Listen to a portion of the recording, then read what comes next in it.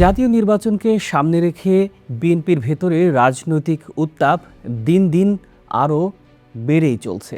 প্রাথমিক মনোনয়ন ঘোষণার সময় দলীয়ভাবে ইঙ্গিত ছিল কয়েকটি আসনে প্রার্থী পরিবর্তন হতে পারে। ঠিক সেটাই ঘটেছে ২৭ ডিসেম্বর।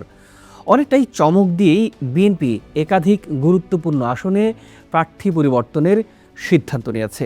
আগামী জাতীয় সংসদ নির্বাচনে প্রাথমিকভাবে যাদের মনোনয়ন দেওয়া হয়েছিল তাদের মধ্য থেকেই একাধিক প্রার্থীকে বাদ দিয়ে নতুন নাম চূড়ান্ত করা হয়েছে। দলীয় সূত্র বলছে এই পরিবর্তনের তালিকা এখানেই শেষ নয়। আগামী দিনে আরও কয়েকটি আসনে প্রার্থী পরিবর্তনের সম্ভাবনাও রয়েছে। একই সাথে বিগত ফ্যাসিবাদী সরকারের বিরুদ্ধে যুগপৎ আন্দোলনের শরিক দলগুলোর জন্য কিছু আসন ছেড়ে দিতে গিয়ে বিএনপিকে নিজেদের দলীয় প্রার্থীও প্রত্যাহার করতে হয়েছে। প্রিয় দর্শক, আজকের এই প্রতিবেদনে তুলে ধরার চেষ্টা করব কোন কোন আসনে বিএনপি মনোনয়ন বাতিল করেছে, কোথায় কোথায় নতুন প্রার্থী চূড়ান্ত করেছে।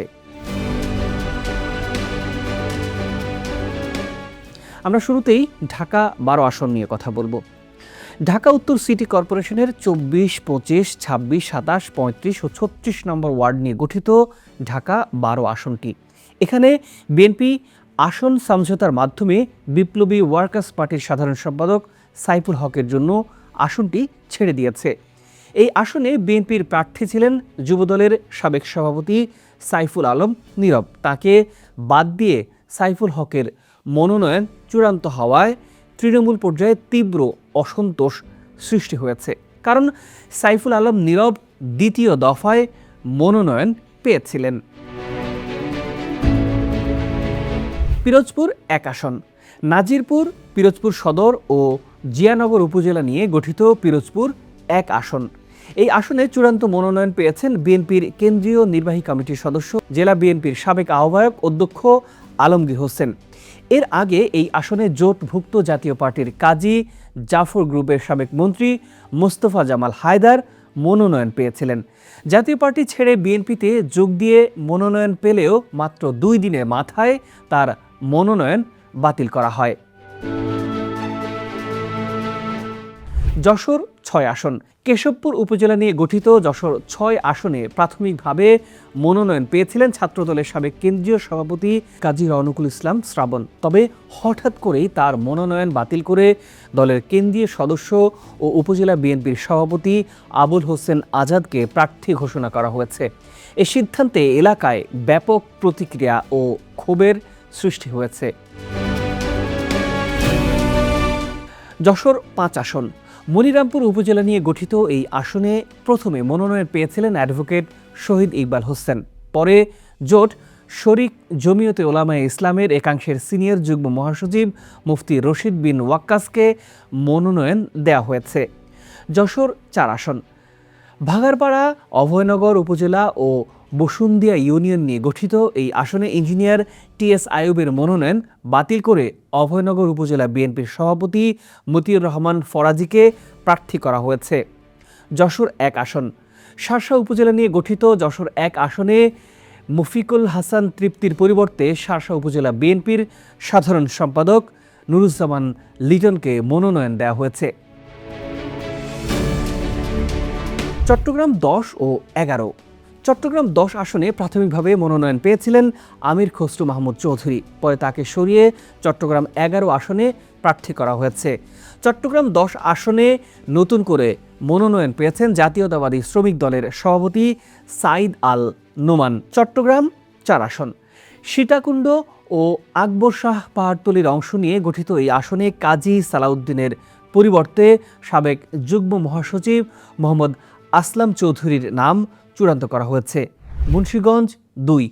লোহজং ও টঙ্গিবাড়ি উপজেলা নিয়ে গঠিত এই আসনে সাবেক প্রতিমন্ত্রী মিজানুর রহমান সিনহার মনোনয়ন বাতিল করে বিএনপির যুগ্ম মহাসচিব অ্যাডভোকেট আব্দুস সালাম আজাদকে প্রার্থী করা হয়েছে। দীর্ঘদিন নিষ্ক্রিয় নেতাকে মনোনয়ন দেয় যে বিক্ষোভ বা যে অসন্তোষ তৈরি হয়েছিল, এখানে এই সিদ্ধান্তে সেটি অনেকটাই প্রশমিত হয়েছে। ঢাকা ১৭ আসন। ঢাকার অন্যতম গুরুত্বপূর্ণ আসন ঢাকা ১৭। এই আসনে বড় পরিবর্তন এসেছে। এখানে বিএনপির ভারপ্রাপ্ত চেয়ারম্যান তারেক রহমান নির্বাচন করার ঘোষণা দিয়েছেন। তিনি এরই মধ্যে এই আসনে ভোটারও হয়েছেন। ফলে বিজেপি চেয়ারম্যান আন্দালিব রহমান পার্থকে অন্য আসনে প্রার্থী করার সম্ভাবনা তৈরি হয়েছে। ভোলা 1 ও 2 আসন। ভোলা 1 আসনে জেলা বিএনপির সভাপতি গোলাম নবী আলমগীর মনোনয়ন পেয়েছেন। 2 আসনে মনিরুল ইসলামের পরিবর্তে 11 দলীয় জোটের সমন্বয়ক ও এনপিপি চেয়ারম্যান ডক্টর ফরিদুজ্জামান ফরহাদকে প্রার্থী করা হয়েছে। তিনি বিএনপিতে যোগ দিয়ে ধানের শীষ প্রতীকে নির্বাচন করার ঘোষণা দিয়েছেন। সব মিলিয়ে বিএনপির প্রার্থী পরিবর্তনের এই ধারাবাহিক সিদ্ধান্ত কতটা কৌশলগত এবং যুক্তিসঙ্গত সেই প্রশ্নই এখন ঘুরছে রাজনৈতিক অঙ্গনে।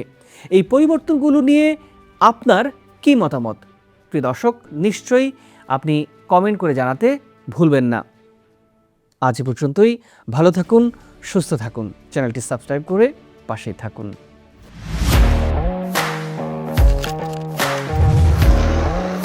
প্রফেশনাল স্টুডিও খুঁজছেন? ঢাকার প্রাইম লোকেশন নয়াপল্টনে দেশ সমাচার স্টুডিও আপনার কন্টেন্ট প্রোডাকশনের নির্ভরযোগ্য ঠিকানা। এখানে পাবেন 4K ক্যামেরায় মাল্টি অ্যাঙ্গেল রেকর্ডিং, আছে গ্রিন ও ব্ল্যাক স্ক্রিন সেটআপ, উন্নত মানের মাইক্রোফোন ও sound proof voice over booth. আপনার পছন্দ মতো স্টুডিও ডিজাইন করার সুযোগও থাকছে।